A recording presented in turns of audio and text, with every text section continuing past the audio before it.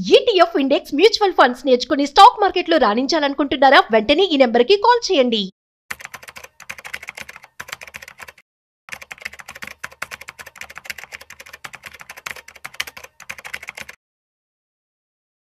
Hello నమస్తే, welcome to Suman TV. ప్రస్తుతం మనతో పాటు certified qualified finance professional Rajeshwar Reddy గారు ఉన్నారు. వీరితో కొన్ని విషయాల గురించి మనం ఈరోజు చర్చిద్దాం. హలో అండి, నమస్తే. యా, సో సపోజ్ ఇప్పుడు చాలామంది డ్రీమ్ ఉంటుంది హౌస్ తీసుకోవాలని, అండ్ ధైర్యం చేసి లోన్ తీసుకొని మరి హౌస్ అయితే పర్చేస్ చేస్తారు. బట్ ఇక్కడ డౌట్ వచ్చే పాయింట్ ఏంటి అంటే, యాక్చువల్లీ చాలామంది చెప్తుంటారు as early as possible clear చేసుకుంటే బెటర్ అని కొంతమంది అంటుంటారు. లేదు, అది మనం ప్రొలాంగ్గానే ఉంచుకొని ఇచ్చిన టైం వరకు చేసుకుంటూ ఉంటే క్లియర్ చేసుకుంటేనే బెటర్ అని అంటారు.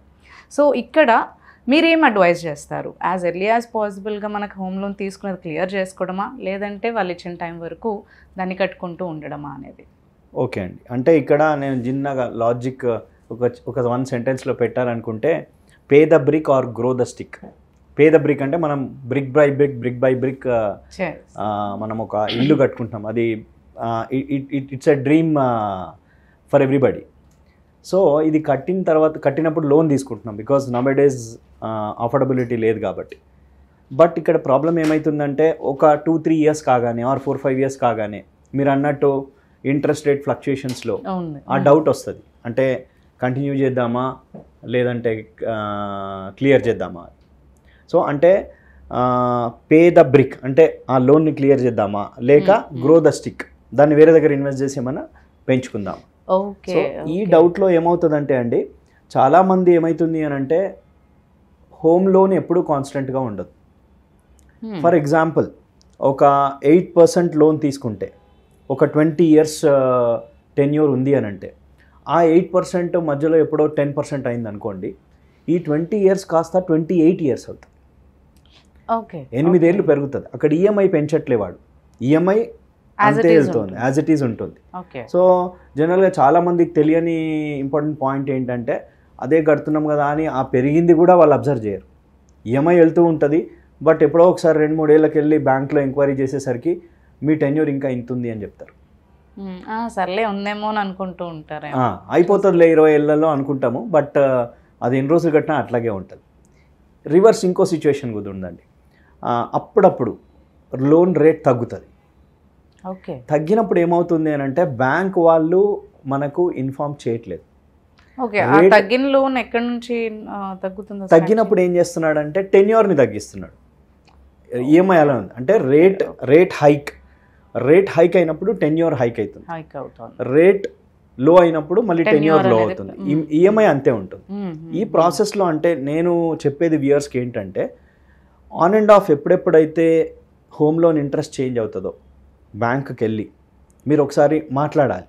ఎంత నడుస్తుంది ఇప్పుడు హోమ్ లోను మీరు చెక్ చేయాలి. అంటే వేరే బ్యాంక్స్ అన్నీ ఎంత ఇస్తున్నాయి.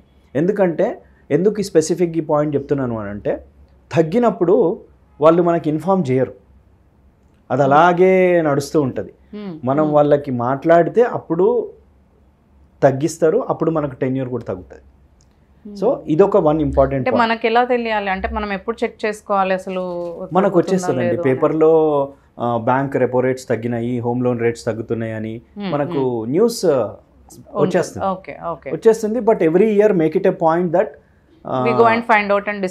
వాళ్ళతో మాట్లాడి తగ్గిందా పెరిగిందా, ఎంత నడుస్తుంది, ఎంత టెన్యూర్ ఉంది. ఎందుకంటే జనరల్గా they ignore it.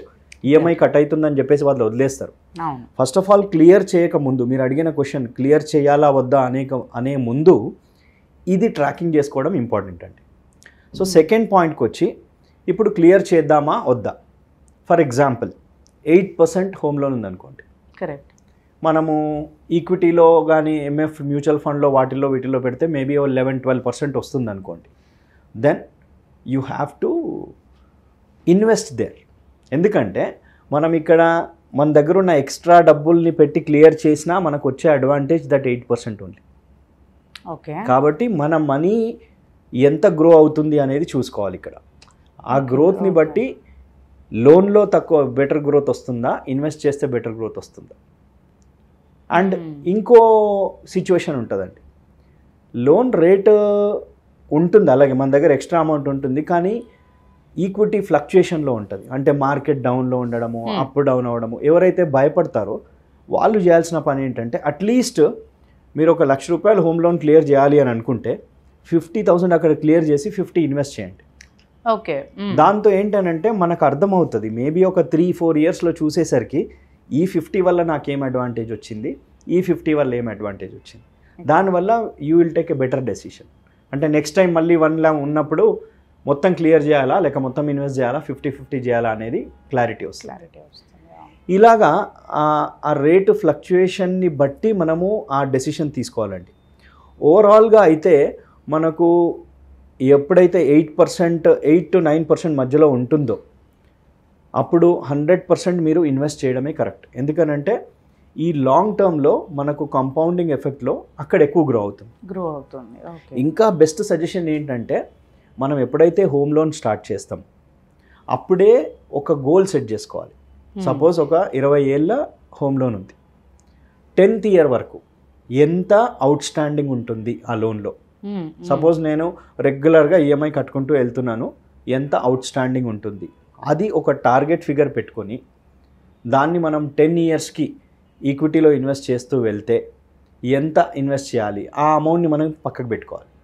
Rough figure చెప్తున్నానండి, ₹100 మనం కడుతూ ఉంటే ఈఎంఐకి ₹25 మనము ఈ పక్కన పెట్టాలి to clear home loan in 10th year.